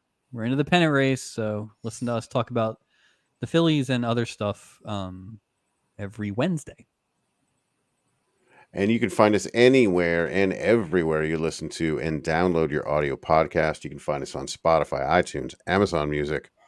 And we have all of our audio podcasts on YouTube, as well as the video versions. Please subscribe, leave a comment. You can find our faces. What's that? In case you don't want to see our faces. Yeah, if you want to see the faces, we're there. But you can find us on Instagram. Follow us, the Love Boat Project. We're also on Facebook. Follow us there. And let me say this: I as far as next time, a pizza-based bet to see who can get a date with Julie. Pizza-based bet. A bet over pizza. Okay. A lot of gambling on this boat. A lot of gambling. Well, remember Harry Morgan? I haven't seen people eat pizza on the boat yet, but we'll see what happens here. Maybe it's like over a New York pizza versus a. I'm already. Well, this is what they kidnapped Tony's family, and they now have a pizza oven in the rig. They installed a brick pizza oven. Mm-hmm. And then the next sort of teaser, Beth Donovan doesn't feel comfortable being around people that are different than her. So let's do this. Let's throw in a couple who happen to be little people and see what happens. That is next time on Love Boat Project. Oh man, that could get dicey. Yeah, we'll have to be. Can't wait. There's a lot there. There. No guests next week. Speaking of, Jimmy, any last thoughts before we throw you overboard? No, man. I just, as always, Julie is going above and beyond, and the captain kind of sucks. Yeah, it's funny. You've been going for a whole year, Jimmy, and you come back, and it's pretty much the same. Yeah. The workers are what's keeping this boat afloat. The captain is just taking all the profits, all the turkey dinners, taking all the credit for things that he is not doing. And, That's right. You know what, Merrill? People at the Princess line don't even know your name, bub. Yeah. No, you're just a social security number, Merrill. Yeah. Dust in the wind, Merrill's doing. Smoke in the wheel. You chose the sea, sir. You chose it. What if I live on land? What are these round things that vehicles are pushed by? Those are wheels, Merrill. I will how you say he was transport. much less creepy this week than he was last week as a new Amen. father. So, but We'll see. We'll see. Not quite. Well, they kept him away from the kid, so That's true, actually. That's actually a good point. So, Yeah. anyway, thanks for joining us, Jimmy. Thanks for listening, everybody. We have apparently a very interesting episode next week, so we'll talk to you for wait. episode 35. Otherwise, thanks for listening.